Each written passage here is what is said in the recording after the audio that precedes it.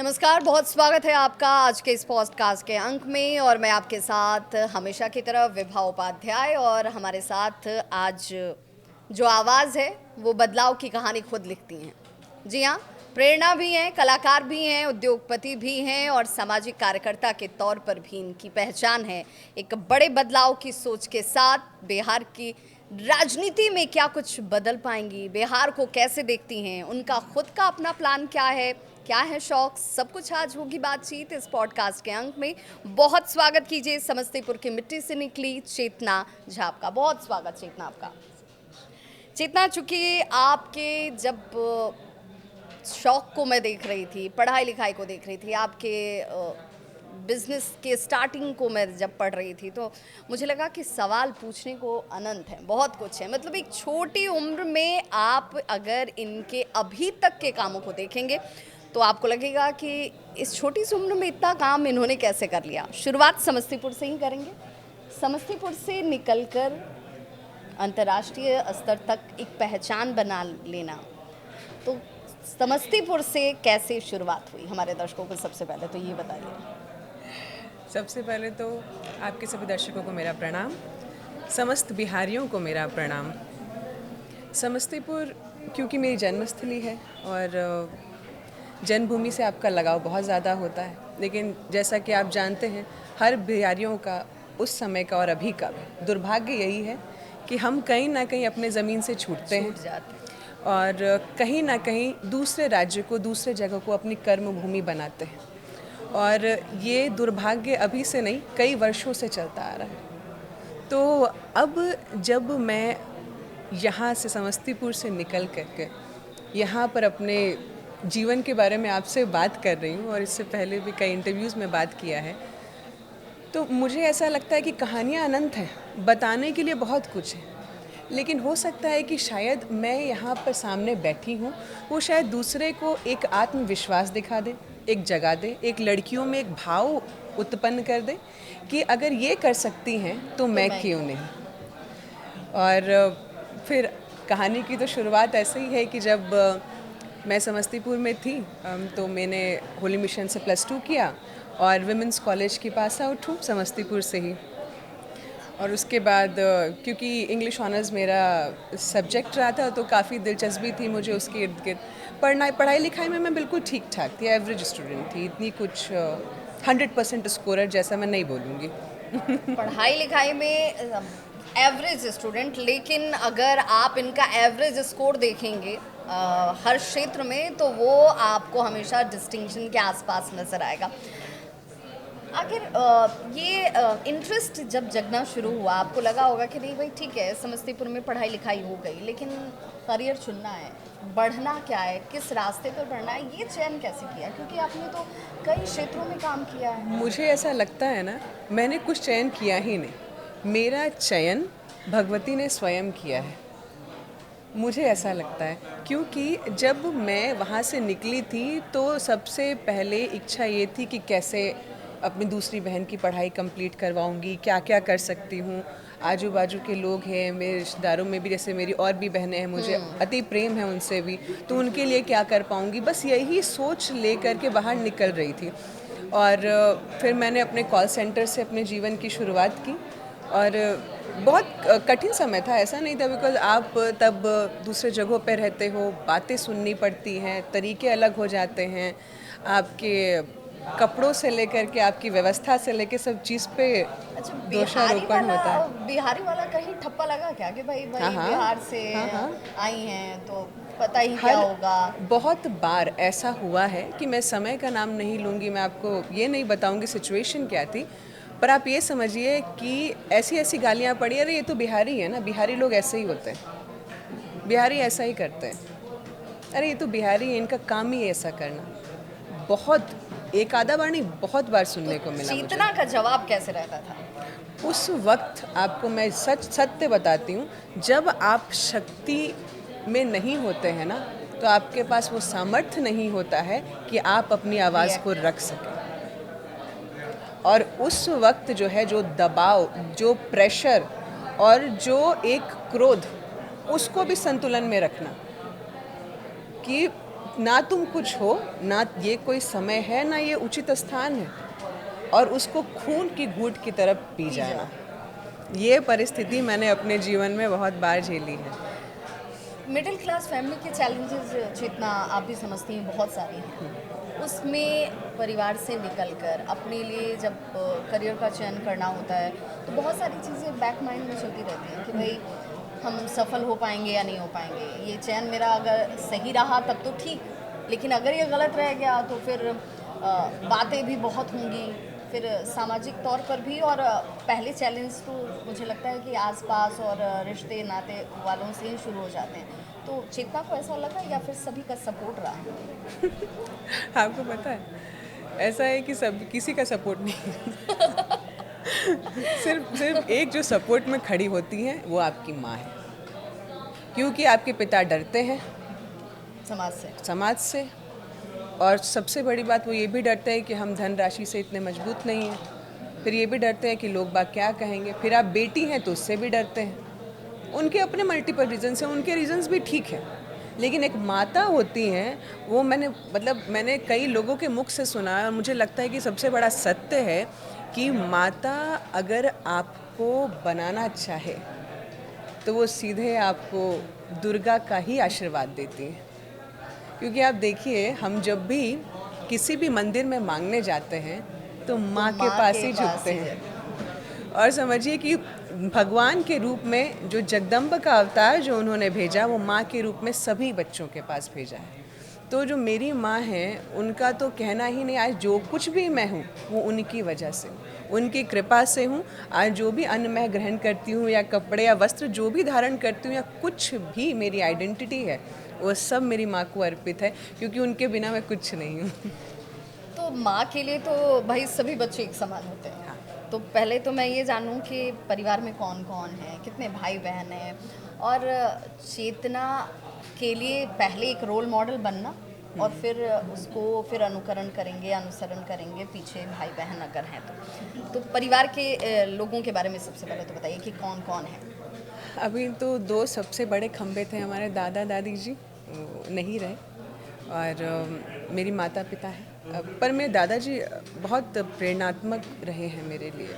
सबसे ज़्यादा जो उन्होंने मेरे लाइफ को क्राफ्ट किया है, क्योंकि उनको पता था कि पहले बेटी है, दूसरा उनको ये भी पता था कि सामाजिक स्थान बेटियों के लिए कैसा है, और वो ये भी दबाव देख रहे थे कि शादी तो सबकी हो जाती है, ये कोई नई बात नहीं है कि अगर मेरी भी पोती की शादी एक दिन हो जाएगी, लेकिन शादी के बाद व्यवस्था तो वही रहेगी कि जैसे इसकी माँ परेशान है अपने बच्चों के लिए, वैसे ये परेशान होगी अपने बच्चों के लिए। तो उन्होंने मुझे बचपन से क्राफ्ट करना शुरू किया था कि मेरा उठना 5 बजे वो पक्का था, कभी कभी 4:30 बजे वो पक्का था, उनका BBC लंदन का न्यूज़ सुनना पक्का था देशभक्ति के गाने सुनने पक्के थे, उनके साथ योगा करना पक्का था, और ये सारी चीज़ें कराते कराते कराते उन्होंने एक ऐसा मॉडल, सब मेरे सबकॉन्शियस को सबसे ज़्यादा डेवलप किया है उन्होंने मेरे अंदर से 2 चीज़ें निकाल दी। पहला तो ये निकाला कि अगर अंदर फियर है तो उसको अंदर ही दफना देना, बाहर मत रखना। सबसे पहला उन्होंने ये बोला, ये सिस्टम सीखोगे करते करते करते करते ना, वो चैतन्य में तुम्हारे ऐसा वो प्रवेश कर जाता है कि उसके बाद तुम्हें भय लगेगा ही नहीं उस चीज़ से, और जिससे डर लगे उस काम को करो, क्योंकि तुम्हें पता है कि उसमें हार है। क्योंकि आदमी डरता है इसी चीज़ से है ना, निराशा हासिल होगी मुझे। भय या तो भूत प्रेत से लगता है या तो निराशा से लगता है, राइट, ये 2 चीज़ें। एग्जैक्टली। तो मेरे दादाजी ने बहुत सारे जो ऐसे मिथ थे मेरे लिए, बहुत सारी चीज़ें तोड़ी, मुझे एक अलग पर्सनालिटी में उन्होंने डेवलप किया। और जब मैं छोटी थी तो उन्होंने मुझे साइकिल भी कौन सी, लड़कों वाली साइकिल ला करके दी थी। ये बड़ा दुर्भाग्य था, क्योंकि उस वक्त ज़्यादा पैसे नहीं थे, तो उनको जो है ना साइकिल पड़ी होगी 300 रुपये में, और वही साइकिल मुझे चलाने के लिए दिया था। वो लड़कों वाली बड़ी स्टैंड की साइकिल होती है, और मैं पहनी हुई हूँ स्कर्ट और मैं उस पर बैठ रही हूँ, एंड इट्स बहुत कॉम्प्लिकेटेड सिनेरियो, बहुत कॉम्प्लिकेटेड। पर उन्होंने बोला नहीं, सही साइकिल चलाओ तुम, क्योंकि हम तुम्हें यही दे सकते हैं। अब मैं कभी, क्योंकि मैं जानती थी अपने घर की परिस्थिति कि मेरे पास उस वक्त सदस्य भी तो बहुत है घर में, सबके जीवन का निर्वाह होना आवश्यक है। ऐसे में मैं अपनी मांग कैसे रख सकती हूँ? मैंने आज तक भी कुछ नहीं मांगा उनसे। तो फिर जितना अब तो आप उनकी इच्छाओं को पूरा करने के योग्य हैं, आप वो दूसरों के लिए प्रेरणा स्रोत बन रही हैं, उनके लिए उनकी उम्मीद के जैसे आपने बहुत सारे कोविड के दौरान की भी बातचीत होगी। क्योंकि आपने कहा कि शुरुआत जो होती है एक पारिवारिक माहौल बहुत बड़ा रोल प्ले करता है। आपके दादाजी ने आपके एक तरीके से पूरे इस वक्त आप जिस रूप में हैं उसके सांचे को बनाने में उनका एक बहुत बड़ा योगदान रहा, क्योंकि डिसिप्लिन सिखाना, वक्त पर उठना, आपको जितना है उतना में ही रहना है, ये चीज़ें आज की पीढ़ी में, आज के बच्चों में कम दिखती हैं। हम इसे दुलार कहते हैं, लेकिन हमारे यहाँ बिहार में कहा जाता है कि लाड़ दुलार में बिगाड़ नहीं देना है आपको। तो बड़े इस बात को समझते थे कि वो लाड़ भी करते थे, और जहाँ उन्हें लगता था कि डांट ज़रूरी है या चीज़ों को रोकना ज़रूरी है, वो रोकते भी थे। तो उस लिहाज से भी आपके दादाजी की भूमिका जो है आपके इस पर्सनैलिटी में दिखती है। हाँ, बहुत ज़्यादा दिखती है। अब इतनी ज़्यादा दिखती है कि एक टाइम था जब मैं दादाजी बोलते थे कि तुम में मुझे मेरा पिता दिखता है। ये बहुत बहुत बड़ा एक कॉम्प्लीमेंट आप इसे कहेंगे कि अगर दादाजी ये कह रहे हो कि मेरे पिताजी के जैसी चीज़ें मुझे पोती में दिख रही हैं, तो ये बहुत बड़ी बात है पोती के लिए। चूँकि जितना बिहार से निकलने वाले शुरुआती अगर वक्त की बात करें तो बिहार से स्कूलिंग होने के बाद जब आप निकले, चूँकि आपने स्नातक से अंग्रेज़ी में किया, तो मेरा सवाल इसीलिए था कि फिल्म का चयन करना या बिजनेस का चयन करना। शुरुआत आपने अगर फिल्म से की तो उसके पीछे कौन सी ऐसी वजह थी जिसने आपको पुश किया कि नहीं भाई इस क्षेत्र में जाना चाहिए? फिल्म का चयन कैसे? बहुत ही बेसिक स्टफ से, जिसको बोलते हैं chemical reaction of an adult. बहुत basic chemical reaction of an, जब आप उस 18, 19, 20 साल के होते हो ना, 21 साल, तो वो आपका रहता है कि लेट्स हैव पॉपुलैरिटी, हम लोग पॉपुलर हो जाएंगे, पैसे कमाएंगे, और बहुत सारी चीज़ें आपके दिमाग में आती हैं। वाली जो चीज़ें होती हैं कि भाई हम दिखेंगे तो हम खूबसूरती, मेरा ये भी एक सवाल था, क्योंकि पैमाना ये होता है कि आप स्क्रीन पर जब जाते हो तो आपको खूबसूरत होना चाहिए। खूबसूरती हालांकि अलग अलग तरह, बिल्कुल, एक तो देखने वाले के लिहाज से भी है और भगवान की रचना से भी है। लेकिन आपके लिए क्या लगा कि भाई नहीं हम ठीक ठाक हैं, हमें एक कॉम्प्लीमेंट मिलता रहा है कि खूबसूरत हो, ठीक हो, इसलिए भी इसलिए फिल्म ठीक? नहीं, मुझे इनसे कोई फ़र्क नहीं पड़ता था। मेरा बस दिमाग का माइंडसेट कल भी यही था, आज भी यही, मुझे लगता है कि बुढ़ापे तक भी यही रहेगा। I just want to do it, मुझे बस ये करना है। कॉम्प्लीमेंट करते नॉर्मल है, जब आप उस पड़ाव पे रहोगे, फिर कुछ अच्छा करोगे तो कॉम्प्लीमेंट आएंगे ही आएंगे, वो नॉर्मल है। पर वो सभी को आते हैं, ऐसा कुछ वो बड़ी बात नहीं है कि कॉम्प्लीमेंट आपको एक्सेप्शनल मिल रहे हैं, वैसा नहीं है। पर कॉम्प्लीमेंट के जरिए आप अपना लाइफ क्राफ्ट नहीं कर सकते। आप एक कॉन्फिडेंस के जरिए, एक विश्वास, और उससे ज़्यादा कि बोलते हैं ना कि necessity is a mother of all invention. तो जहाँ आपको रहेगा ना कि भाई कम हो रहा है, मुझे इसकी ज़रूरत है, आप खुद ही गड्ढा खोजना शुरू कर दोगे, प्यास बुझाओगे। बिल्कुल बिल्कुल। साउथ इंडियन फिल्म की तरफ कैसे आपका रुझान गया? क्योंकि ठीक है, फिल्म से तो समझ में आता है कि भाई हम सबको लगता है कि जो पहले पर्दे पर दिख रहा है वो बहुत खूबसूरत है और जो दिख रहा है वैसा ही होगा, हालांकि वो होता नहीं है। इसमें जाने के बाद बेहतर तरीके से समझ पाते हैं, लेकिन बाहर से देखने वालों की निगाह में वो खूबसूरत है। तो साउथ इंडस्ट्री कैसे? अब ऐसा था कि जब मेरा एयर हॉस्टेस का चयन हुआ था तो मेरा फर्स्ट बेस बैंगलोर था। तो जब मैं बैंगलोर गई तो मैंने बैंगलोर में कई मित्र बनाए, और वहाँ पे मेरी बहुत अच्छी मित्र बनी थी एक, और बहुत सुंदर आर्टिस्ट भी थी, अभी भी हैं। तो उनके थ्रू मैं एक ऑडिशंस में गई, और जिस ऑडिशन में, मतलब मुझे पता नहीं था होगा नहीं होगा, दक्षिण भारत की पिक्चर है, मुझे ना लैंग्वेज आती है, ना किस तरीके की समझ है, सूझबूझ कुछ नहीं। हमारे पर उसने बोला कि तुमको देना चाहिए, मैं ऐसे ही उड़ रही होंगी। तो फिर मैं भी जा कर के ऐसे ही दे कर के आ गई, और जब दे कर के आई ना तो उन्होंने एक क्षण नहीं लगाया और उन्होंने डायरेक्टर ने एक ही बात बोला कि आई नीड यू हियर, तुम सही हो इस रोल के लिए। मैं नहीं सोच के गई थी और ये जो हुआ मुझे ऐसा लगा कि भगवान का कौन सा कृपा बरस गया मुझ पर। फिर जब मैं अंदर घुसी तो फिर बहुत तकलीफ़ें हुई मुझे उस पिक्चर को वही करने में। मैं वही चैलेंजेस आपके जी, अनुभव जी। को भी जानना चाहूँ, क्योंकि जो पॉडकास्ट देख रहे हैं उनके लिए आप वो रोल मॉडल हो।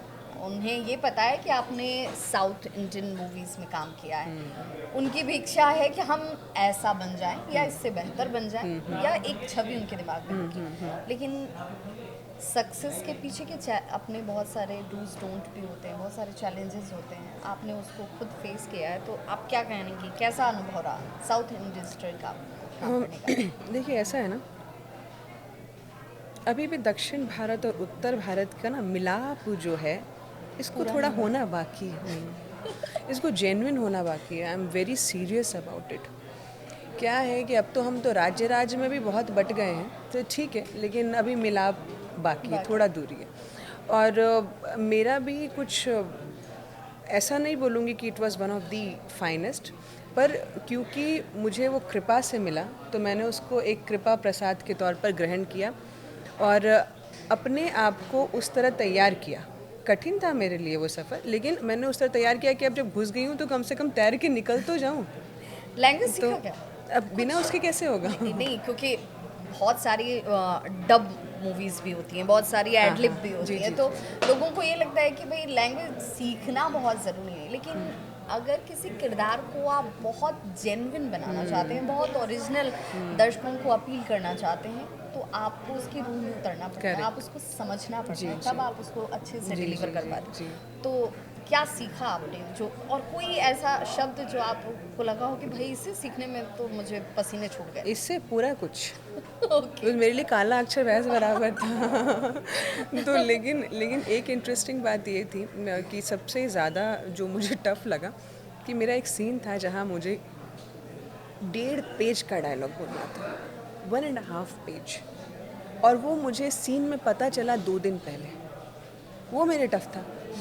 मैंने कहा कि भाई 1.5 पेज का सीन और एक दिन भी ठीक ढंग से मेरे पास नहीं है। हाउ, और मैं उसको रट्टा मारी जाऊँ, जितना भी रट्टा मारी जाऊँ ना, because again I wasn't a very good student, तो मैं जितना भी रट्टा मारूँ मुझसे हो ही नहीं।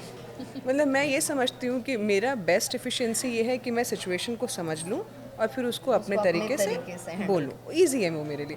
लेकिन एकदम A to Z वो वर्ड टू वर्ड बोलना, उस दिन मुझे समझ में आया कि आर्टिस्ट बनना इतना आसान नहीं है।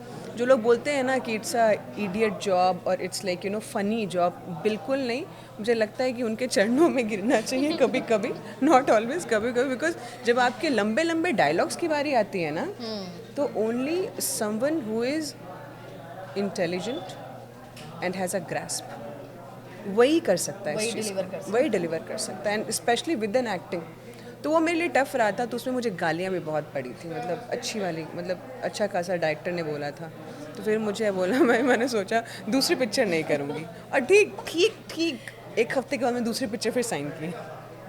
तो देखिए, कहते हैं कि डेस्टिनी आपको वहाँ लेकर जाती है जहाँ आपके लिए वो जगह बनी होती है। फिर ट्रैवल आपके बहुत सारे हो सकते हैं, जैसे आपने भी समस्तीपुर से निकलकर फिर आप फिल्म इंडस्ट्री, साउथ, वो भी फिल्म इंडस्ट्री, आप बॉलीवुड तक तो समझ में आता है। बॉलीवुड में लोगों की इच्छा भी जी होती जी है कि जी चलो भाई जी, भाषा अपनी हमारी, है, हाँ, हिंदी से मिलती, हाँ, बोलनी सही है, सही या सही। फिर भोजपुरी बोल लेनी है, या फिर अपनी क्षेत्रीय भाषा का इस्तेमाल कर लेना है, तो वहाँ पर सब कुछ आसान है। लेकिन दूसरी लैंग्वेज में आपको जाकर उसे समझकर और उसमें किरदार निभाना हो, तो वो बहुत चैलेंजिंग होता है। चूँकि मैं खुद हैदराबाद में रहकर वहाँ से आई हूँ, हाँ, then you तो know. मेरे लिए भी उस लैंग्वेज को और उसमें फिर वहाँ पर अपने काम को कर पाना बहुत चैलेंजिंग है। फिल्म की बात तो हुई कि चलिए, ये तो दोस्त की वजह से आपने हाँ हाँ, फिल्म तक का बिल्कुल सफर कर बिल्कुल। लिया, फिल्म से फिर उद्योगपति, तो मतलब कैसे? इसके लिए भी किसी ने पुश किया है, या फिर कहा कि नहीं भाई, अब जितना तुम्हें अब एक और फील्ड? नहीं, जब जब मैं पिक्चर कर रही थी ना, तो मेरे दिमाग में एक चीज़ चल रही थी कि it is good to be an actor, but मुझे जैसा लगा था कि ग्लैमर और वेल्दी जॉब रहेगा, मुझे वो आंकड़ा दिख नहीं रहा दिख था। नहीं रहा है। मुझे ऐसा लगा कि फिर से गेट बैक टू मेरा स्क्वायर वन का पोजीशन कि एक बिहारी के मन में क्या है कि मेरा परिवार है, मुझे पहले उसका पालन पोषण करना है, मुझे ये भी सोचना है कि मेरी बहन कैसे पढ़ेगी, बहुत सारी चीज़ें, बहुत सारी चीज़ों का डॉट डॉट मैं जोड़ रही थी। फिर मुझे लगा कि प्रोडक्शन तो है, तो इसको भी थोड़ा सीख लेती हूँ मैं कि अगर ये शायद मुझे और काम आ जाए, क्योंकि इंटरेस्टिंग तो लग रहा है मुझे मीडिया फील्ड। तो जब मैंने सो व्हाट हैपेंड वाज कि इसी दौरान मेरी एक फ्रेंड से मुलाकात हुई थी who was making an Hollywood picture. तो तब मैं चाह रही थी कि भाई थोड़ा एक मतलब एक ऐसा हो जाए जहाँ पर आई कुड लर्न समथिंग। और दूसरी बात एन इंटरनेशनल प्रोजेक्ट, मुझे लगा कि सुपर एक्सपोजर रहेगा, एक अच्छा रहेगा और मेरे लिए भी। तो मैंने अपनी सीढ़ियाँ ऐसे बांधी कि भगवती ने बोला कि बेटा ये सामने रख रही हूँ, क्या लगता है? मैंने वो सब अच्छा ही लग रहा है, दे दीजिए।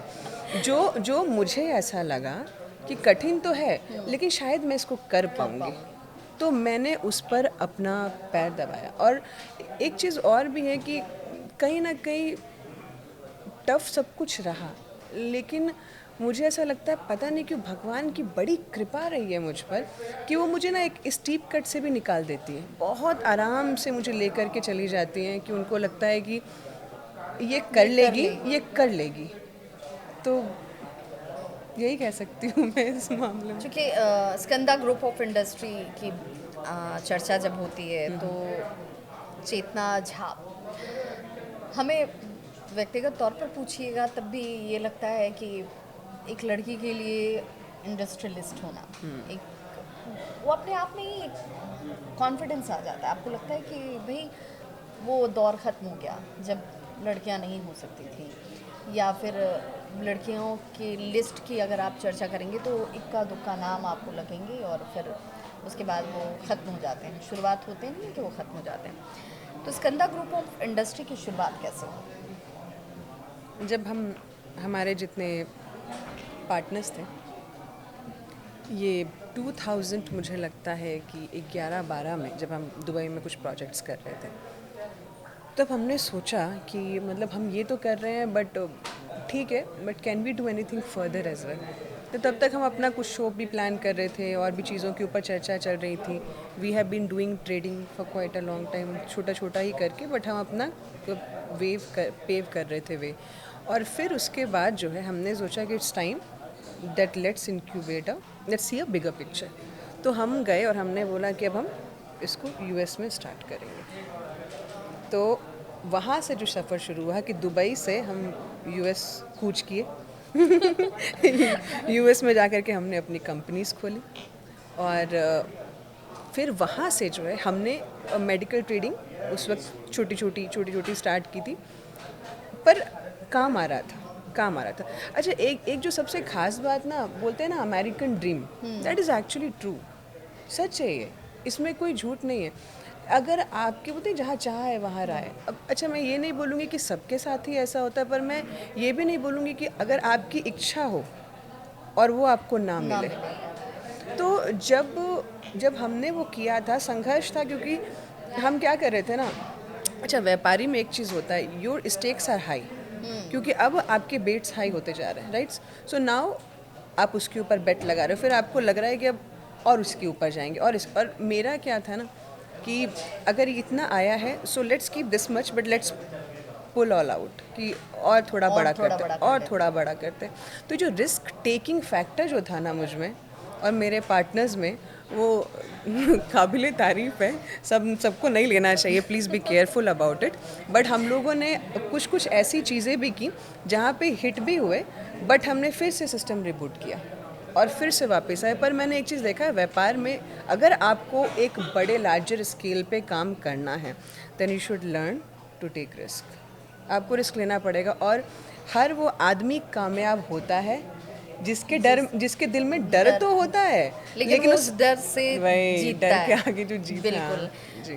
चूँकि आपने कहा कि भाई स्विच हम कर गए, और जब यूएस में जाकर एक बिजनेस आप स्टार्ट करते हो तो अमेरिका और यूरोप में आपने चूँकि पीपी और मेडिकल हेल्थ सेक्टर्स को चुना, तो वो चीज़ें क्या वहाँ पर बहुत सपोर्टिव आपके लिए रही? क्योंकि अगर आप यहाँ के अगर माहौल को देखेंगे तो बिल्कुल अलग मार्केट है, अलग तरीके से अप्रोच है। अगर आप यूएस की बात करेंगे तो वहाँ एक अलग तरीके का अप्रोच है। तो वहाँ पर किस तरह का आपको माहौल मिला या सपोर्ट मिला? देखिए ऐसा होता है ना कि जब आप भव सागर में कूदते हो ना तो आप बस प्रभु की कृपा से कूदते हो, फिर आपको ही तय करना होता है। लेकिन if you have a little bit of knowledge, आपको ये पता होता है कि मैंने एक लाइन स्केच कर दिया कि मेरे पास ये है, अब what is the next step कि मैं इसको कैसे अलाइन करूँ। तो I will go and start bringing the people who understand and give me the theory of it कि अमेरिकन वर्जन बनता कैसे। पहले वो वर्जन सीखो, उसके बाद स्टार्ट हिटिंग योर बायर्स, ठीक है। और एक चीज़ जो आप ये विश्वास नहीं करेंगे, धन इतना जल्दी किसी से ले करके आना और विश्वास जताना बहुत टफ बहुत है, टफ है। बहुत टफ है। लेकिन अगर एक बार आपने कर दिया ना, और वो जो एक जो होता है ना, एक वो मुझे लगता है कि वो आशीर्वाद ही होता है प्रभु का। वो एक कोई एक ऐसा आता है जो बोलता है कि लेट्स डू दिस।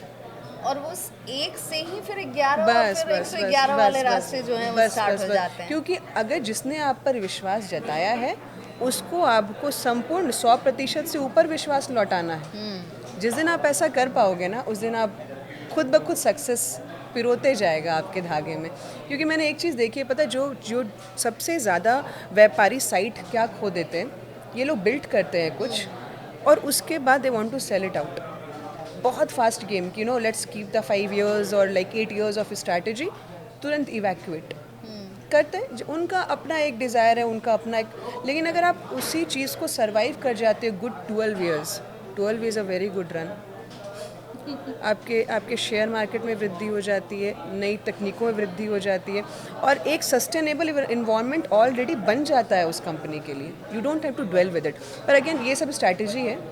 लेकिन क्या इतनी मैच्योरिटी, इतनी समझ उस एज में, उस जगह पर, जब एक यंग एंटरप्रेन्योर के हिसाब से अगर हम बात करें, कोई व्यवसाय की वो शुरुआत करता है, उसके सपने बहुत हाई होते हैं। उसे लगता है कि बस अब तो दुनिया को जीत ही लेना है और मेरे पास ड्रीम्स हैं, मेरे पास विज़न है, मेरे पास बहुत सारे आइडियाज़ हैं और उनको इम्प्लीमेंट करके मुझे पता है कि मुझे पहुंचना क्या है। लेकिन एक्चुअल जो उसकी रियलिटी है, आप जब उसमें उतरते हो तब आपको समझ में आती है कि ये कहीं पढ़ा नहीं था, नहीं, ये कहीं सिखाया भी नहीं गया और ये आप दूसरे से सीख भी नहीं सकते हो। आपको खुद फेस करना होता है और खुद सीखना होता है और फिर उससे निकलना होता है। चेतना को ऐसा लगा कि भाई ये चीज़ थी जो मुझे तो लाइफ ने सिखा दी, मतलब पहले नहीं पता थी। पता है, एक चीज़ जो मैंने ना अपना लक्ष्य रखा, लेकिन कभी ये नहीं रखा कि माई विजन्स आर वेरी बिग। मतलब मेरा जो मेरी सोच हो सकता है बड़ी, visions can be big, sorry मैं इसको काट रही हूँ, विजन्स कैन बी बिग, लेकिन मैंने ये नहीं रखा कि मेरा मतलब जो इच्छा है ना, that needs to go there. ये वाला नहीं था मेरे पास। मुझे ये था कि मैं एक स्टेप ले रही हूँ, इस स्टेप को सर्वाइव करते हैं, फिर दूसरा स्टेप ले रही हूँ, फिर दूसरे स्टेप को सर्वाइव करते हैं। ये सर्वाइव करते करते करते मुझे ये भी नहीं पता था कि ये चीज़ इतना बड़ा रूप ले लेगी। और जब लिया तो भगवती की ऐसी कृपा रही कि उन्होंने मेरे स्केलेटन को भी मजबूत बनाया कि धीरे धीरे धीरे धीरे। और जब आप एक एक स्टेप लेना शुरू करते हो ना, कभी कभी रफ्तार आपकी बीच में भागती है, because that's your growth time ना, आप तुरंत एस्केलेट करते हो और तब आपको लगता है कि नहीं, आप ही सर्वो सर्वा हो, वो फीलिंग आती है करके। I totally get it. लेकिन मुझे ऐसा लग रहा था कि अगर ये इन्फ्लेम्ड हो रहा है, what is the best strategy to get more clients. मेरा दिमाग उसमें ज़्यादा कंज्यूम हो गया कि मैं कैसे मतलब 2 को 5 बना लूँ, 5 को 10 बना लूँ, कुछ और फैक्ट्रीज लाइन अप कर लूँ, कुछ और सेटअप कर लूँ, एक और इस्टेब्लिशमेंट हो जाए। कुछ था क्या वैसा? तो मेरे पिता तो मेरे फिर वे इनबिल्ट इनहेरिटेड वाली जो बात होती है ना, वो जिन में आती है। क्योंकि बिजनेस को लेकर के हमेशा कहा जाता है कि भाई बिजनेस मैन और बिजनेस फैमिली से आप निकलो तो आपके अंदर वो कीड़ा जो होता है वो होता है, डीएनए में रहता है वो। हाँ, करेक्ट तो करेक्ट। कहीं उस कीड़े ने आपको काटा हुआ था, इसलिए आप इस सफर तक पहुंची। हाँ, मेरे परदादाजी व्यापारी थे, मेरे दादाजी व्यापारी थे। हमारा खुद का प्रकाश वस्त्रालय समस्तीपुर में राम बाबू चौक पे था। तो मेरे पिताजी व्यापारी, तो ये व्यापार जो है, पहले तो कितना मैं सोचती थी कि काश अगर मैं लड़का होती ना तो मैं अपने प्रकाश वस्त्रालय में बैठ जाती। मुझे पढ़ाई करने की ज़रूरत ही नहीं थी इतनी ज़्यादा, ना मेरे माँ बाप को इतना परेशानी की ज़रूरत होती, मैं आराम से बैठ जाती, बैठ दुकान जाती और संभाल उसे लेती। चलाने। बट सी, ये भी एक बहुत ड्रॉबैक है कि जब आप एक फीमेल होते हो और इतना माइनस फील करते हो, समाज, लोग, अरे सिर्फ बायोलॉजिकल स्ट्रक्चर है भाई, everything is work, cerebral level पे काम हो रहा है, बुद्धि का खा रहे हैं आप, और आप बिल्कुल डायरेक्ट, मतलब सोचिए कि एक लड़की को सुरक्षा देने के लिए अगर एक लड़की पैदा होती है तो कितना भय होता है लोगों के मन। जबकि लक्ष्मी लक्ष्मी का बोलते हैं ना कि लक्ष्मी आ गई हमारे घर में, बड़ी खुशियाँ मनाते हैं, पर मुझे लगता है पिता सबसे पहले भयभीत होता है, इसीलिए माता को दिया गया है कि वो जो है ना, जब पिता भी नीचे जाता है तो माँ ही माँ ही संभालती है। संभाल लेती है। मुझे पता था कि एक ऐसा दौर चल रहा था मेरे पिताजी के लाइफ में जब बिज़नेस बहुत बुरी तरीके से हिट किया था, कि अगर मैंने उनको ऐसा देखा एक समय पर कि अगर मैं ये पैसे नहीं चुका पाऊँगा, that can I be suicidal. और हमारे घर में जो वो परिस्थिति थी वो बहुत दयनीय थी। बट देयर तो देखिए, टाइम्स। सक्सेस के लिए आप जिस चीज़ को देखते हैं, आप आज चेतना को देखते होंगे तो आपको लगता होगा कि भाई इनके पास किस चीज़ की कमी है, सब कुछ तो है इनके पास। और शायद इसलिए इनके लिए कहना आसान है, ऐसा नहीं है। चेतना ने जो एक स्टार्टिंग यंग एंटरप्रेन्योर जब किसी चीज़ की शुरुआत करता है तो जो टफनेस उसके लिए सामने आते हैं, वो सारी टफनेस उन्होंने परिवार में बहुत छोटे से भी देखी हुई थी, और उन्हें इस बात की अच्छी से जानकारी और समझ थी कि व्यवसाय चलाना बहुत आसान काम तो नहीं है। नहीं, मैंने एक चीज़ तो सीखा कि मुझे दो चीज़ें अपने जीवन में पता थी। पहला, you are an average student, forget about कोई भी एग्ज़ाम नहीं क्रॉस कर पाएंगे हम लोग, तो ये तो मन में दूसरा कि मुझे बिज़नेस में शुरू से रुचि थी, क्योंकि मैं अपने दादाजी के साथ जाती तो कभी एक आधा घंटा दुकान पे ऐसे ही बैठती थी देखने के लिए कि माल कट रहा है, किसी का स्कूल ड्रेस का 1 मीटर बन गया, फिर मैं कुछ हेल्प करके दे रही हूँ, पैक करके दे रही हूँ। तो मुझे एक इंटरेस्ट था कि क्या, मतलब कैसे, कि तो मैं दादाजी से बातें करती थी इस पे। दादाजी बोलते थे अरे तुम बेटी हो, अभी देखेंगे, बेटी हो देखेंगे। फिर मुझे एक थमाते थे पेपर, इसका ज़रा कैलकुलेशन करना। मैंने कहा बाप रे, भूस्कूल बच्चा से कैलकुलेशन करवाने का प्रयास कर रहे हैं। भूस्कूल में तो बिहार के लोग तो अच्छे से समझ रहे होंगे कि भूस्कूल का मतलब क्या होता है। जो बिहार से बाहर के लोग हैं उन्हें बता दूं, जब बच्चा ऑन एन एवरेज रहता है, उसके सिर्फ इतनी उम्मीद माता पिता को होती है कि भाई पास कर जाना, तो इससे ज़्यादा तुमसे हमारी कोई उम्मीद नहीं है। उस लेवल पर हम उसे भूस्कूल कह सकते हैं, हाँ बिल्कुल। है ना। क्योंकि चेतना, बिहार से निकलकर और फिर बिहार वापस आना, मैं ये जानना चाह रही हूँ कि ऐसी कौन सी चीज़ थी जिसने आपको फिर से बैक टू बिहार लाया, क्योंकि बिहार लाकर और वहाँ से फिर कुछ करने की सोचना, क्या आपको लगता है कि बिहार बदल गया है? पहले तो मैं निकली अपने परिवार की वजह से, क्योंकि मुझे ये था कि मैं बड़ी बेटी हूँ, मेरे पिताजी का कोई बेटा नहीं है, तो मुझे अपने परिवार को संभालना है। अच्छा, मेरे पिताजी को मेडिकल प्रॉब्लम भी है, तो मुझे वो भी देखना है कि आगे जा कर के सुरक्षा कैसे प्रदान करनी है, क्या क्या चीज़ें हो सकती हैं। तो मैंने अपने जीवन में, मतलब बोलते ना लोग एक छलांग, मैंने एक बार में 10 छलांग मारी होगी। अपने आप को इतना तपाया, I have broken 206 bones, made it again. वापस से तोड़ा अपने आप को, वापस से बनाया, फिर से तोड़ा, फिर से बना। इतना कुछ सीखा है कि जो मेरे ब्रेन की वो कैपेसिटी नहीं थी, और आज जो डाउनलोड्स होते हैं मेरे दिमाग में, आई हैव नो आइडिया। लेकिन मुझे इतना पता है कि मैंने हर वो चीज़ को जो मुझे बेहतर कर सकता है, वो सारी ट्रेनिंग अपने आप ही शुरू कर दी। और इसलिए शुरू कर दी क्योंकि मेरा उत्तरदायित्व है एक बड़ी पुत्री के तौर पर कि मैं अपने माँ बाप को संभालूं। अब आप सोचिए कि एक बच्चे के मन में अगर ये आ रहा है कि भाई मैं पहला बच्चा हूँ और मेरे पिताजी को कोई बेटा नहीं है, तो मुझे ही संभालना है, तो एक स्त्री के मन में ये भी तो आता होगा कि अगर मैं अपने इस परिवार का निर्वाह नहीं कर पाऊंगी तो दूसरे परिवार का कर लूँगी क्या। और मेरे दिमाग में ये बात बहुत बार आई है। तो जब मैं समस्तीपुर अपना रुख किया ना, तो मेरी इच्छा दो थी। पहला, एक स्त्री की जो मजबूती होती है, एक नारी की जो शक्ति होती है, जो भगवती ने मुझे जिस ढांचे में बनाया ना, वो ढांचा सब लोग देखें। और जितनी मेरी बेटियां हैं ना, उसमें आत्मविश्वास जरा भर जाए, थोड़ा युवाओं में एक प्रेरणा आ जाए कि ये कर सकती है, मैं भी कर सकता हूँ। ये एक थॉट प्रोसेस लेकर के मैं चली थी। दूसरा, एक सबसे बड़ा थॉट प्रोसेस जो मेरे जीवन में वो सैलाब बन करके आया था, क्योंकि मैं एज एन इंडिविजुअल समस्त बिहारी को रिप्रेजेंट नहीं कर सकती हूँ, है ना। मैं बोल रही हूँ सबको I am from Bihar, oh that's nice, very nice, पर उसके आगे तो कुछ उसके नहीं। आगे तो कुछ नहीं। जब वो बिहार को सर्च करते हैं तो फिर बिहार की 5 अलग अलग बातें आती हैं। और ऐसे में जब कई वर्ष तो मैं अपने मतलब लोगों में घूमती फिरती रही हूँ, बातें करती रही हूँ, लोगों को मीडिया में मैंने अपने आप को कभी जागृत नहीं किया, लेकिन ऐसे जितनी सेवा हो सकती थी मैंने मतलब मैं करती ही आ रही हूँ। कई वर्ष हो गए मुझे, जब से मैंने अच्छा कमाना शुरू किया तब से तो मैंने बहुत लोगों के लिए प्रयास किया, लेकिन मुझे लगा कि ये प्रयास ऑलमोस्ट ऐसा लग रहा था कि मुझे ऊँट के मुँह में जीरा देने के बराबर है। बिल्कुल। कोविड मुझे याद आता है, कोविड के दौरान आपने बहुत लोगों मतलब इस सेवादान जिसे कहते हैं आपने बहुत किया, तो चेतना को कैसे लगा कि नहीं भाई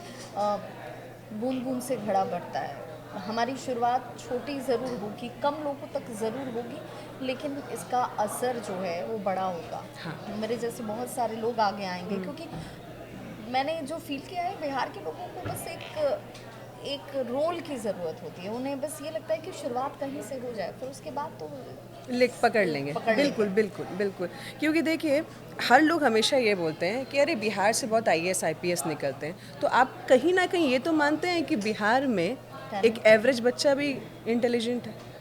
कहीं ना कहीं दुनिया ये बात मान के खड़ी है कि भाई कहीं ना कहीं इंटेलिजेंस है, इनको बस तिनके का भी सहारा मिल जाए ये भवसागर पार कर जाएंगे। पर वो तिनके का सहारा भी तो नहीं है, यही दुविधा है अभी हमारे बिहार की। तो इस वजह से जब मैं ये सब चीज़ें कर रही थी तो पार्टियां बहुत हैं, और आपको कार्यकर्ता के भी तौर पे काम करना या छोटी मोटी पदवी या कुछ भी करना है, तो आप सोच सकते हो कि ठीक है कोई अच्छी या बड़ी पार्टी ज्वाइन कर लीजिए। तो जनसुराज इसी का फैसला है कि जनसुराज को जनसुराज ही क्यों? जन स्वराज इसलिए फैसला है क्योंकि मैं अपने हमारे प्रशांत किशोर जी को मैं आदरणीय हमेशा इसलिए बोलती हूँ। सबसे पहले तो वो भी बिहारी हैं, और दूसरा उन्होंने सत्ता पर विशेष रूप से काम किया है, और राजनीति के बिना तो समस्त दुनिया ही अधूरी है, उसके बिना तो कुछ चलेगा नहीं, है ना। तो जब उन्होंने इतनी क्लोजली काम किया तो उनको पता है लूप होल्स कहाँ हैं, उनको ये भी पता है कि कैसे फिल करना है। अगर आपके पास नीतीश जी कोई का 20 साल का तजुर्बा है, जी, नीतीश जी का चयन क्यों नहीं? देखिए लालू जी का उनसे पहले से तजुर्बा है, आरजेडी का चयन क्यों नहीं? वही मैं मुझे एनडीए का चयन क्यों नहीं? क्योंकि उसमें भी एक से एक तजुर्बेकार। बिल्कुल मेरा वर्ष 30+ है, और तब से मैं तजुर्बा ही देखती आ रही हूँ और इस तजुर्बे के कारण ही मैं निकली थी, ज़्यादा तजुर्बा हो गया। तो मैं ये मानती हूँ कि अब अलग तजुर्बे की बारी है। देखिए पहले ऐसा था कि लालू जी विकल्प थे, क्योंकि हमारे दादाजी लोगों के टाइम में मुझे ऐसा लगता है कि लाठी वाठी और अलग माहौल था, तो वो चल गए, ठीक है। मेरे पिताजी लोगों के टाइम में नीतीश जी चल गए, क्योंकि नीतीश जी जो थे वो एक अलग आइडियोलॉजी, एक अलग फॉर्म को लेकर के आए थे। इसका मतलब आज युवाओं का टाइम है। Yes. तो प्रशांत किशोर के पास बिल्कुल। आपको लगता है कि वो विजन है, वो सोच है? वो विजन है, वो अलर्टनेस है, और जितनी क्षमता से परिपूर्ण वो व्यक्ति है, मुझे सही मायने में ऐसा लगता है कि लोग मुझे बोलते हैं आप कैसे कर पाए, मैं उनको देख करके बोलती हूँ ये कैसे कर पाए। How did he craft India? Because हर सत्ता पे वो बैठे हुए थे, हर लोग के साथ वो बैठे हुए थे, हर बातें वो की उन्होंने, बहुत सारी सरकारें बनाई तोड़ी। उस आदमी के नर्वस सिस्टम में चलता क्या है, ऐसा क्या सोचते होंगे जिससे इस हुक से ये किया जा सकता। एक कैलकुलेशन होती है ना, दैट इज़ एन इंटेलिजेंस। हम लोग व्यवसायी प्रोडक्ट हैं, he is an intelligent product, और ऐसे लोग बहुत कम जन्म लेते हैं। ऐसे लोग इतने रेयर होते हैं कि मुझे ऐसा लगता है कि उनको सरस्वती कुछ दे कर भेजती हैं कि भाई इस आयु में तुम्हें ये करना है, इस आयु तुम्हें राज की ये गद्दी संभालनी, और एक समय के पश्चात तुम्हें वापस से अपने धरती पर जा कर के धरती को उजागर करना है। तो चेतना झा राजनीति में, सक्रिय राजनीति में आने की इच्छुक हैं, और हैं तो कब? क्या कोई प्लानिंग चल रही है? देखिए, अभी तो मैंने कार्यकर्ता के तौर पे ज्वाइन किया है, ठीक है। मैं एक उनके समस्त वरिष्ठ कार्यकर्ताओं में सबसे साधारण कार्यकर्ता हूँ, सिंपल बता रही हूँ। और जितने अच्छे अच्छे व्यक्तित्व के मालिक वहाँ बैठे हैं, मैं उनको देख करके बड़ा ही गौरव फील करती हूँ कि हमारे बिहार के इतने प्रभावशाली लोग एक साथ आज एक समय एक सोच के साथ बैठे, ये बहुत बड़ी बात है। मतलब मैं तो ये जानना चाह रही हूँ, आपकी जी। इच्छा है या नहीं है चुनाव लड़ने की? कार्यकर्ता के तौर पर पहली शुरुआत तो मुझे लगता है कि स्टूडेंट के लिहाज से देखा जाए तो राजनीति में कार्यकर्ता ही है, तो फिर कार्यकर्ता के तौर पर तो आपने शुरुआत कर दी, लेकिन क्या आप चुनाव लड़ेंगे? देखिए, ये भाग्य का फैसला होता है और पार्टी का फैसला होता भगवती, है। फिर से भगवती का फैसला होगा। बिल्कुल। भगवती अगर आपको लेके जाएंगे कि चुनाव लड़ना, समस्तीपुर इच्छा है कि वही सीट मिल जाए, वही विधानसभा मेरी मिल जाए? जन्मभूमि है वो, और क्योंकि लोगों से मेरा जुड़ाव रहा है, हमेशा एक इंटरेक्शन रहा है उनके साथ। और छठ पूजा हमेशा, हमारी माँ छठ पूजा कितने वर्षों तक करती आई थी, तो हम देखते थे कैसे ठंड में ठिठुर करके सभी माताएं जो हैं और पिता लोग भी अपने बच्चों के लिए कितने प्रेम से ठिठुर करके भी पानी में रहते हैं। तो मैंने वो सारी भावनाओं को जिया है और हर साल जीती आ रही हूँ। तो कहीं ना कहीं ये एक इच्छा जो है ना, एक प्रेरणा अपने आप आपको अपनी जन्मभूमि से आ जाती है। लेकिन कहते हैं ना कि भूमि भाग्य राजनीति, ये बहुत अलग चीज़ है। ये आज आपको कुछ पता ना चले, कल शायद आप ही विकल्प बन करके निकल जाएं। तो अच्छा, मुझे बतौर राजनेता, चूँकि ये एक बहुत कॉमन सवाल भी है, लेकिन ये सवाल का जवाब एक इंडिविजुअल एज ए वोटर जानना भी बहुत ज़रूरी है। चेतना झा कार्यकर्ता हो या नेता भी बन जाए, तब भी एक वोटर तो हैं ही, और आजकल तो SIR खूब चल रहा है बिहार वोटर। जी जी जी। नीतीश कुमार, लालू जी, आप देख लीजिए इधर तेजस्वी यादव को देख लीजिए, आप खुद प्रशांत किशोर की आप बात करते हैं, चिराग पासवान की बात होती है, आपके लिहाज से सबसे बेहतरीन नेता कौन? हर लिहाज से मैं पूछूंगी, हाँ। क्योंकि आपने प्रशांत किशोर की पार्टी को एक एज ए कार्यकर्ता ज्वाइन किया हुआ है, तो वो तो आपकी पसंद है ही, लेकिन हर लिहाज से, क्योंकि बिहार तब से अब जो बना है, बिहार के पास अभी जितनी चीज़ें हो रही हैं, उस लिहाज से भी आप बतौर सबसे बेहतर नेता कैसे देखते हैं? मैं आपको बताती हूँ। लेट्स स्टार्ट द पॉइंट, ठीक है। तेजस्वी जी की बोल्डनेस हमारे आदरणीय प्रशांत जी में है, ठीक है। JDU नीतीश जी की अलर्टनेस जो उस वक्त थी 2005 की, अच्छा, आज नहीं है। वो हमारे प्रशांत जी में। मैं आपको बता देती हूँ। अब तीसरे पर आइए। चिराग जी का पर्सनालिटी, स्मार्टनेस वो हमारे प्रशांत जी में है। मैं आपको सब बताती हूँ कि वाई डिड आई चूज, आपको पता चलना चाहिए। और कौन बचा है? Who else is there? सम्राट चौधरी, मतलब बीजेपी में कोई नहीं दिख रहा आपको? बीजेपी में चेतना झा आपको कोई नहीं दिख रहा, क्योंकि उन्होंने नीतीश का तो नाम लिया, लालू जी का नाम लिया, तेजस्वी का लिया, चिराग का लिया। सम्राट जी को भी अगर ले लेते हैं तो सम्राट जी की जो सम्राट जी का जो स्ट्रेंथ है in the sense of boldness plus power और प्लस जो भी आप बोल लीजिए, सब पैक है वो प्रशांत सब जी। तो मैं वही बता रही हूँ ना कि someone who comes with this much of calibre, इतने कैलिबर के साथ कोई उतरता है, आप उसको क्या समझेंगे? डरते नहीं हैं वो, सोचते लोगों से 10 गुना ज़्यादा, उनके पास 100 साल से ऊपर के विजन है। इस बार क्या होगा बिहार में? देखिए, मैंने तो हमेशा सबको यही बोला है, 2014 के प्रधानमंत्री भी उन्होंने दिया है, 2025 का मुख्यमंत्री भी वही देंगे। शिक्षा और महिला सशक्तिकरण के लिए आपकी सोच? 3 बातें। सबसे पहला, कॉन्फिडेंस जागृत करना। दूसरा, इनको इस सोच में, धैर्य में डाल देना कि अगर आपको किसी भी तरीके से जॉब्स नहीं मिलती, स्टार्ट योर ओन वर्क।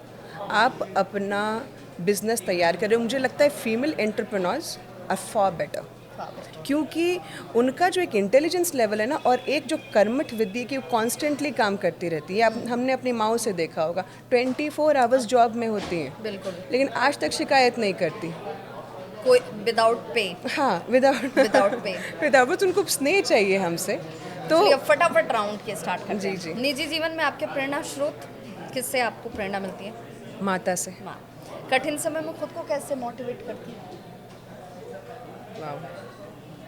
बिल्कुल ब्लैंक हो जाइए, एब्सोल्युटली गो ब्लैंक। ज़्यादा, क्योंकि कभी कभी ना ज़्यादा सोचना भी अच्छा नहीं है, सो गो ब्लैंक।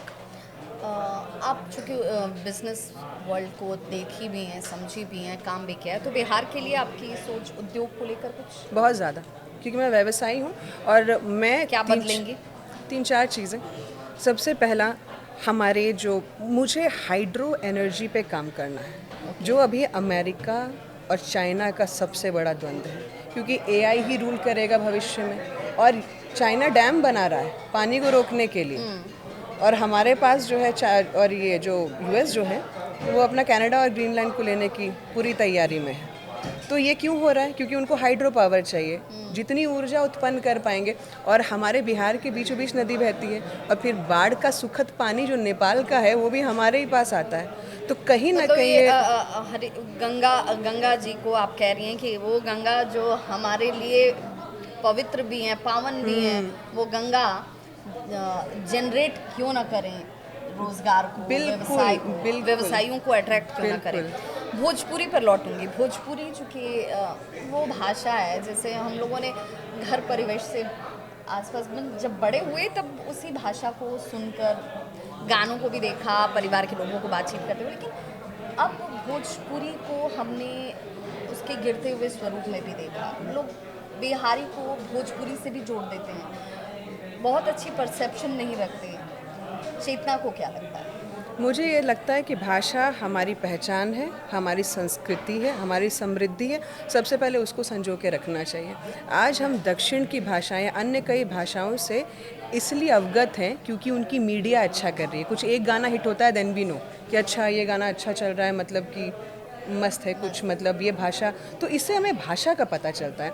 लेकिन अगर हमारे भोजपुरी में उचित शब्दों का चयन नहीं होगा, जबकि हमारे भोजपुरी के आप देख लीजिए व्यूज़ बिलियंस जा रहे हैं, लेकिन अगर यही उचित शब्दों का चयन करके उसको सुंदरता से बनाया जाए और थोड़ा जो है ना इसमें बढ़ाया जाए टेक्नोलॉजी, तो हमारी भोजपुरी किसी चीज़ से कम है क्या कि जो टक्कर नहीं दे सकती है किसी और मीडिया। और मैं ये भी सोचती हूँ कि हर जो भी इस टाइप की फिल्मी दुनिया है ना, चाहे वो कोई भी इंडस्ट्री हो, ये बहुत बड़ा ग्रोथ फैक्टर होता है राज्य के लिए, और राज्य इस ग्रोथ फैक्टर से मारा जा रहा है।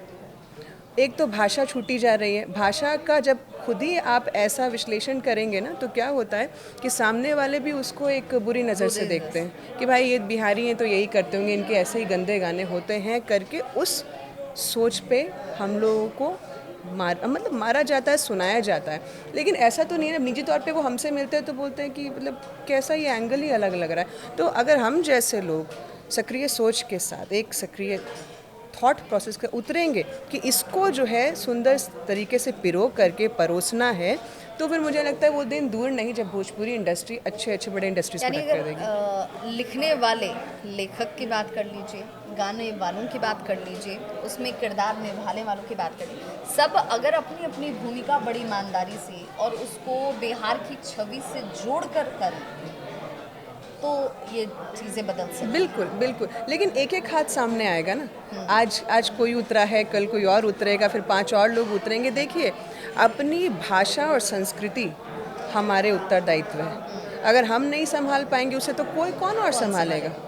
तो हर बिहारियों का उत्तरदायित्व है अपने बिहारी बच्चों को सुरक्षित रखें। हर बिहारी का उत्तरदायित्व है अपने बिहार धरती के लिए जागृत हो, और हर बिहारी का उत्तरदायित्व है अपने भाषा को सर्वोपरि रखें, चाहे वो बिहार की भोजपुरी हो या हमारे मिथिलांचल की मैथिली हो, अंगिका हो, जितने भी क्षेत्रीय भाषाएं। क्योंकि क्षेत्रीय की बात हो रही है तो क्षेत्रीय सिनेमा का अस्तित्व आप कहाँ देखते हैं अभी इस वक्त? देखिए, सिनेमा जो होती है ना, जैसे हिंदी क्यों चलती है, क्योंकि हर जगह बोली जाती है। तो जो जगह बोली जाती है तो उसके जो है मतलब व्यूअर्स ज़्यादा हैं, जिसके कारण आपका जो उद्योग है उससे अच्छा इन्हांस हो जाता है।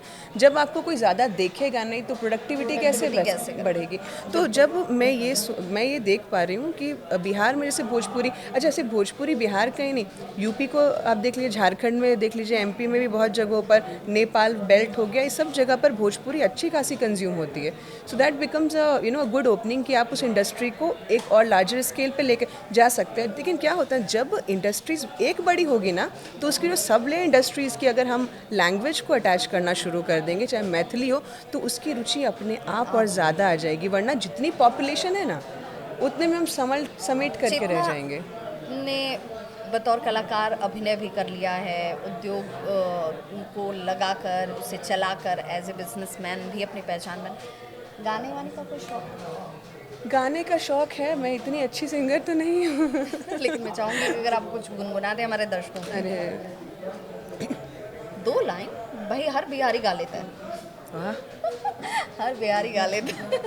सही बोल रही हूँ। तब तो मैं बिहार वासियों के लिए एक ही गाना गाना चाहूँगी जो मेरे दिमाग में आ रहा है, और बहुत ही पुराना गाना है वो, पर अभी के हमारे जन स्वराजी माहौल के लिए और मेरे माहौल के लिए और बिहारी माहौल के लिए बहुत उचित है कि तेरे मेरे सपने अब एक रंग हैं, जहाँ भी ले जाए रही हम संग हैं। तो देखिए, बड़े सधे हुए हैं, मतलब नेता गाना वाला तो गुण नहीं गाया मैंने। नेता वाला गुण तो आप में आ गया है चेतना, क्योंकि कहते हैं कि एक नेता जो होता है वो हर तरीके से परिपक्व हो जाता है। उसे पता है कि भाई हमें चाहने वाले लोग भी हैं, हमें नहीं चाहने वाले लोग भी हैं, हमें बहुत सारे क्रिटिसिज्म को भी सुनना है और बहुत सारी अप्रिशिएशंस भी होंगी, लेकिन फ़र्क नहीं पड़ता है, पता है करना क्या है। अब कुछ आपके चॉइस से जुड़ा हुआ सवाल, पसंदीदा बिहार का कौन सा भोजन है जो आपको बहुत पसंद है? आप जब भी, चाहे आप कहीं टूर से आए, बाहर से आए, कुछ भी घर पहुँचे तो ये तो होना चाहिए। मम्मी के हाथ का दाल भात चोखा। हाय हाय, भुजिया छोड़ दिया अभी, भुजिया वाली बात है, क्योंकि बिहारियों से पूछिएगा तो दाल भात चोखा और भुजिया, ये तो होना ही होना चाहिए। मैंने आपके जितने भी इंटरव्यूज़ देखे हैं, जितने भी पॉडकास्ट देखे हैं, जितने भी इंटरेक्शंस देखे हैं, साड़ी में ही देखा है। साड़ी का चयन मतलब वो आपकी पर्सनल चॉइस है या फिर बतौर एक नेता आप अपने आप को इस छवि में ही लोगों के सामने रखना चाहती हैं, लोग आपको इस रूप में ही देखें, इस लिहाज से या पसंद? देखिए, सबसे पहले तो भारतीय सभ्यता के हिसाब से साड़ी जो है हमारे लिए सबसे महत्वपूर्ण मानी जाती है, भारतीय सभ्यता के हिसाब से। और सूट सलवार तो बहुत बाद में आया, लेकिन मैंने अपने जीवन में सूट सलवार बहुत सारा पहना है और अभी भी पहनती हूँ, बीच बीच में भी पहनती रहती हूँ। लेकिन अब जो साड़ी का जो एक रंग और एक ढंग, कोई बहुत सुंदर बात बता रहा था मुझे कि धरती के मतलब, क्योंकि इन्फिनिटी को जो दर्शाता है, साड़ी का कोई और छोर नहीं होता है। तो आप उससे रिलेट करके हाँ, साड़ी तो बहुत ही यूनिवर्सल फैक्टर भी है। और आपकी ऊर्जाओं को मतलब साड़ी का आप एक देखेंगे तो आपकी ऊर्जा को ऐसे लपेटती है अपने मतलब पूरे तरीके से, अब ऐसे लपेटती है, और जो पल्लू छोड़ती है वो आपकी ऊर्जा जो है नीचे की ओर, मतलब कहीं ना कहीं इसका धरती से मेल बहुत अच्छा है। तो ये मुझे ज़्यादा कॉन्फिडेंस भी देता है। तो मैं इसको आध्यात्मिक तौर पर भी लेती हूँ और प्राथमिकता भी देती हूँ, क्योंकि हमारे भारतीय पहनावे में सबसे पहला चयन है ये। ओके, खुद को क्या मानते हैं, कलाकार, लीडर और चेंज मेकर? मैं खुद को एक स्टूडेंट मानती हूँ। इन तीनों में से कुछ नहीं, मैं ये समझती हूँ सारे क्षेत्र में सीख रहे हैं, बस सीख रहे हैं और भी सीखना है। और मुझे लगता है कि जब तक मेरी आयु रहेगी तब तक मैं सीखती ही रहूँगी। बिहार में आपको 2 अच्छी चीज़ें जो आपने अच्छी होते हुए देखी, और 2 ऐसी चीज़ें जिस पर आपको लगता है कि नहीं, ये नहीं होना चाहिए, इसे बदलने की ज़रूरत है सरकार किसी की? देखिए, अच्छी चीज़ों में एक जो चीज़ हुई कि देखिए, it's a very good question. तो इसमें सबसे पहला मैं आपको ये बोलूँगी कि जो अभी पटना की स्ट्रक्चर है, जो ढर है, वो अच्छा बन रहा है, सो दैट इज़ गुड। अभी रोड्स वगैरह भी आ रही हैं, तो because it's a centre project, तो वो भी काफ़ी अच्छा काम कर रहे हैं। और रोड्स वगैरह कनेक्टिविटी कनेक्टिविटी के मामले में बिहार में बदलाव दिखता है, बिहार बदला है। रोड्स कनेक्टिविटी में अभी स्टार्ट हो रहा है एक्चुअली। ये एक चीज़ दिखा, बहुत टाइम के बाद दिखा। दूसरा दिखा कि क्या होता है ना, राज्य जब बढ़ता है ना, तो आप देखिएगा कितने 5 स्टार होटल्स उस राज्य के अंदर हैं। तो पहले तो चाणक्य मौर्य, मतलब उनकी रैंकिंग थी, अभी ताज जो है वो लैंड किया है। तो दैट इज़ प्रोग्रेस। ये वाला, ये 2 चीज़ें मैं बोलूँगी। एजुकेशन सेक्टर को आप कैसे देखते हैं? एजुकेशन सेक्टर को मैं, पता है क्या, इट्स वेरी अनफॉर्चुनेट एक्चुअली। जो मैं सोचती थी कि एजुकेशन जो है it is all about your, कि आप कितना, जैसे प्राइवेट अगर आप स्कूल्स में जाएंगी ना, तो आप जितना जानती हैं आपको उसके ऊपर ही मार्किंग मिलेगी। लेकिन यही आप गवर्नमेंट स्कूल में चली जाएंगी, सब कुछ निकल जाएगा आपका। और कितनी मार्किंग किस बेस पे आ रही है, यू डोंट। हाँ, लेकिन इसमें 2 चीज़ें अच्छी हैं कि बच्चे थोड़ा बहुत भी पढ़ लिख रहे हैं तो ये बहुत अच्छी बात है। लेकिन अगर बेंच मार्क पे पढ़ाई हो रही है, जैसे कि हमारे प्रशांत किशोर जी कहते हैं कि हर प्रखंड में नेत्र हाट जैसा स्कूल बनना ज़रूरी है, क्योंकि शिक्षा जो है ना, ये बहुत महत्वपूर्ण चीज़ है। तो उस पर मुझे ऐसा लगता है कहीं ना कहीं हम मात खा रहे हैं। 2005 में नीतीश जी ने अपने 5 साल के कार्यकाल में बहुत कुछ अच्छा किया, और अच्छा किया इसी वजह से यहाँ तक बने रहे। हाँ, बने रहे। लेकिन क्या होता है ना कि हर, जैसे मैंने बोला ना कि हर समय का एक अपना विकल्प, एक अपनी ज़रूरत होती है। अब की नेसेसिटी बिल्कुल अलग हो गई है। अब की देखिए, अब कनेक्टिंग हो गया। जब आप रोड कनेक्ट करेंगे तो बच्चों का दिमाग भी तो कनेक्ट करेंगे। पहले भ्रमण इतना ज़्यादा नहीं होता था, कहीं चले गए तो एक तीर्थ यात्रा पे साल में एक बार चले गए तो बहुत बड़ी बात। आजकल के समय में हर युवा ये सोचता है बाइक उठाओ, चलो कहीं घूम कर आते हैं। तो उसके पेट्रोल का खर्चा वो ये कैलकुलेट करता होगा, फिर उसके खाने का खर्चा। आप बताइए, जितना एक युवा कमा रहा है, क्या उसकी सेविंग हो पा रही है? क्या वो अपने भविष्य को लेकर के थोड़ा भी सोच पा रहा है? मैं तो नहीं देख रही हूँ। अभी क्या है, हैंड टू माउथ है, मस्त हम जिएंगे, यही है, हम जो मन है वो पहनेंगे, अच्छा खाएंगे। बट दैट्स नॉट लाइफ ना। अगर मैं अपने दादाजी लोगों का सोच देखूं, तो ये बोलते थे कि इतना खर्च करेंगे पर इतना सेव करेंगे, क्योंकि हो सकता है कि बुरे वक्त के लिए वो काम आ जाए।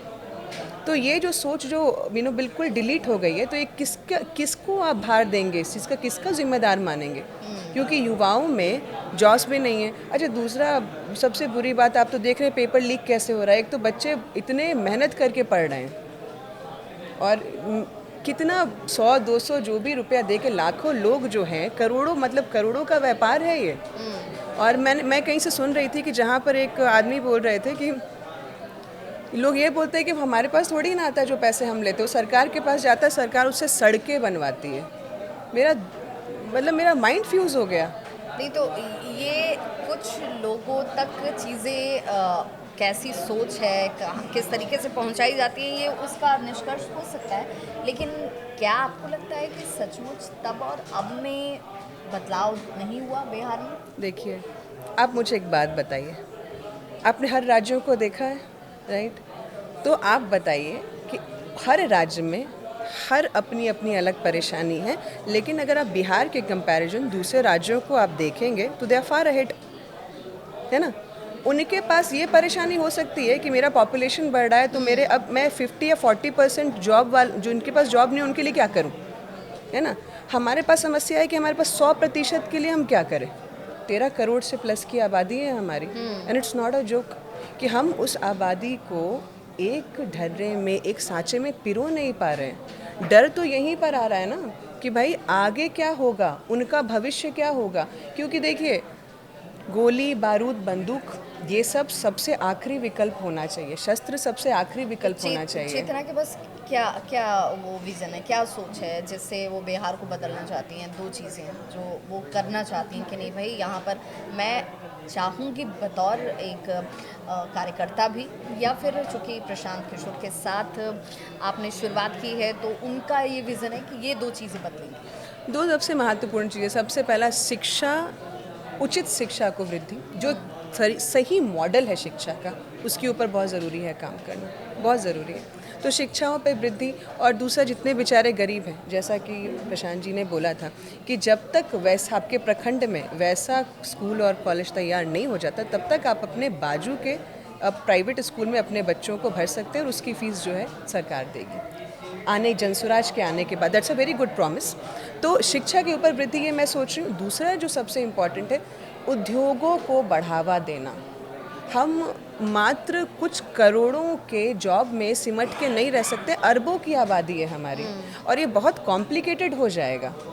अभी देखिए बिहार स्तर पर भी मैं देखती हूँ बहाली बिहारियों की होनी चाहिए ना, क्योंकि सीट्स तो उनकी निकली हैं, जॉब्स उनके हैं। आज ही नीतीश जी ने एक बड़ा फैसला ले लिया, डोमिसाइल लागू कर दिया। उन्होंने जी। कहा कि भाई टीआरई 3 तक तो नहीं हो पाया था, बट 4 और 5 डोमिसाइल लागू होंगे। अब हाँ, अब वही ठीक मैं है। आपको बता रही हूँ, अब तो जा कर के ये एक वक्त था, लेकिन आप इस बात को मानेंगी कि ये चीज़ें इस वक्त, क्या आपको लगता है कि चुनाव की वजह से ये ताबड़तोड़ फैसले हो रहे हैं? क्योंकि फ्री बिजली कर दी गई, 125 यूनिट फ्री बिजली हो गई, महिलाओं को 35% का आरक्षण मिला हुआ है, डोमिसाइल को लागू किया गया है। तो आपको लग रहा है कि ये इसलिए किया जा रहा है क्योंकि चुनावी वर्ष है?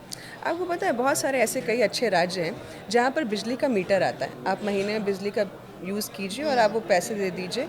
तो तकरीबन मैंने एक ओवरऑल कैलकुलेशन देखा, एक अच्छे बड़े घर से बिना आप तकरीबन 5 से 6 हज़ार या 7 हज़ार के अंदर बिजली आपकी पूरी होती है, अगर बड़ा घर है आपका तो। मान लीजिए एक 2400 स्क्वायर फीट का, मैं एक लॉजिकल उस पर बता रही हूँ।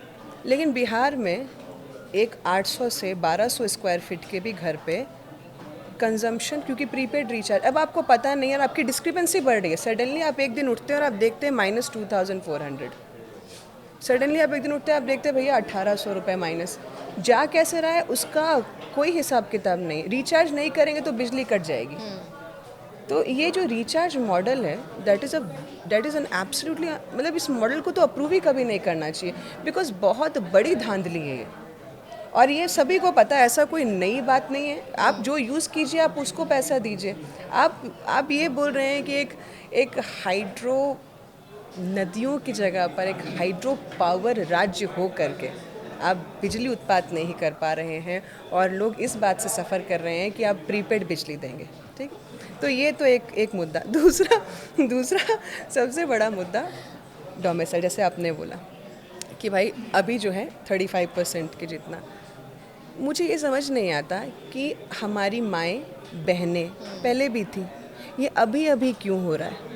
आप ये बोल रहे हैं कि आप किसी के जीवन के साथ खिलवाड़ कर रहे हैं कि भाई अब ये चीज़ आ रहा है तो एक कैरेट आगे रख देते हैं। आपको ये समझना चाहिए कि अभी ये चीज़ नहीं होनी चाहिए, ये चीज़ तो आपको 2005 से भी लागू कर देना चाहिए था, कई वर्ष हो गए। और मैं ये नहीं बोल रही हूँ कि आप सिर्फ उनके ऊपर उंगली उठाएं, एक आदमी नहीं, देयर होल कैबिनेट ना उनके। क्योंकि इससे पहले आरजेडी की गवर्नमेंट भी रही, उसके बाद नीतीश जी आते हैं, नीतीश जी बीच में फिर आरजेडी के पास जाते हैं, फिर वापस आते हैं। तो ये लग रहा है कि बिहार को अगर कुछ जहाँ पर उसे होना चाहिए तो वहाँ नहीं पहुँचा, तो उसके लिए लोग, बिहार के लोगों के एक तरीके से माइंडसेट की भी वजह एक बहुत बड़ी है। बिल्कुल। क्योंकि लेकिन लोगों को जाति के इर्द गिर्द घूमने, मुद्दों को तो कभी उन्होंने तरजीह दिया नहीं। अच्छा, एक चीज़ और भी आप ये भी देखिए, हमारे बिहार में ऐसे कौन से अलग विकल्प निकल गए। इतने वर्षों के पश्चात जनस्वराज अभी आया है, इससे पहले क्या मॉडल था? अपना आरजेडी है, जेडीयू, और नहीं तो फिर अपना गठबंधन, इंडी और एनडीए गठबंधन में ही लड़ते आ रहे। कभी फुल स्कोर नहीं किया उन लोगों ने। दिस नो वन जिसने ये बोला हो कि मैंने फुल प्रूफ सीट जो है पूरा वाइट वॉश कर दिया हो, no one has done that, नहीं किया है किसी ने। तो आज की जो परिस्थिति है वो ये मांग कर रही है कि जो हमने पुराना, हमें जो आपने दिया हमने ठीक है उस पर। अच्छा, एक चीज़ और भी आप देखिएगा, हम लोग 13 करोड़ हैं, ठीक है, कितना वोट पड़ता है? हाँ, मतलब मान लीजिए मैं अगर अपने ही क्षेत्र की बात करूं, अभी तक आप बोल रहे हैं कि 2011 का सेंसस बोल रहा था कि समवेयर अराउंड 2.57 या 2.7 लाख्स की आबादी होगी। 2025 में आबादी बढ़ी नहीं है, बिल्कुल बहुत ज़्यादा बढ़ गई होगी। मुझे लगता है 3.5 कर लीजिए। फिर भी हर आप वोट देखिएगा सिमट के रह जाता है 1.2 1.3 लाख्स में, मात्र इतने में ही वोट सिमट के। और बाकी लोग क्यों नहीं आ रहे हैं? क्योंकि दो चीज़ें हैं लोगों के पास, एक तो विकल्प में वही दो हैं, और जो तीसरा है वो जाना ही नहीं चाहते क्योंकि वो दुखी हैं। उनको ये पता है कि हम अपने से ही, हम हैंड टू माउथ, हम जो करेंगे हम वही खाएंगे, वही अपने बच्चों को देंगे। तो वो जो सोया हुआ वोट है वो कहाँ जाएगा? तो अब जो है जब जनसुराज आए हैं, देखिए आज ना आपको ये बहुत छोटी सी चिंगारी लग रही है, पर कहते हैं ना छोटी चिंगारी पूरे फॉरेस्ट को जला जाती है, पूरे जंगल में तो आग की तरह फैल जनसुराज जाती है। छोटी चिंगारी आज है, लेकिन आने वाले वक्त में जनसुराज जो है बड़ा बदलाव लेकर आएगी। छोटी चिंगारी आज से कुछ वर्ष पहले थी, जंगल में आग लग गई, वॉल्केनो का रूप ले रहा है ऑलरेडी। चलिए, अपने पॉडकास्ट के अब समापन की तरफ हम हैं, और इसीलिए मैं चाहूँगी, चूँकि आपको बहुत सारे युवा सुन रहे हैं, बदलाव जिस भी पार्टी से हो, जिस तरीके से हो, लेकिन युवाओं के लिए चेतना झाप का क्या है विज़न, क्या कहेंगे उन्हें करिए? मैं उनके लिए यही बोलूँगी कि हमारे माता पिता ने जो कष्ट झेला, हमें उन्हें वो चीज़ नहीं देनी चाहिए और हमें अपने भी वो चीज़ नहीं झेलनी चाहिए। अब वक्त आ गया है जब हम संपूर्ण बदलाव के साथ एक आगाज़ करके उतरें, क्योंकि देखिए पहले आपके पास विकल्प नहीं था, अब आप संकल्प कर लीजिए, क्योंकि आपके पास विकल्प आ गया है। जन स्वराज सबसे सुंदर, सबसे बेहतर और सबसे सटीक विकल्प है। इसलिए नहीं क्योंकि मैं कार्य करता हूँ इसकी, इसलिए क्योंकि मैंने हृदय से इसको अपनाया है। जब वो मुझे अंगरक्षिका जब मुझे वो दे रहे थे, तो मैंने उसको अपने माथे पर लगाया है, क्योंकि मैंने ये सोचा कि यहाँ से जो मेरे बिहार और मेरे बिहार के गौरव की जो सोच है, वो दिशा और दशा दोनों अब बदलने वाली है। बहुत बहुत शुक्रिया चेतना झाप हमारे साथ इस पॉडकास्ट के अंत में जुड़ने के लिए। तो आपने देखा कि आज बिहार में युवाओं के लिए चेतना की क्या है सोच, जनसुराज का चयन किस वजह से उन्होंने किया, और किस तरीके की तब्दीली नीतीश कुमार के कौन से काम चेतना को लगते हैं कि हाँ वो लाजवाब थे, उन्होंने ये तब्दीली लेकर आई, लेकिन बहुत दूर तक जाना है, बहुत कुछ बदलना है। आप अपने कमेंट्स ज़रूर साझा करें, आपको ये चर्चा कैसी लगी। बहुत बहुत शुक्रिया।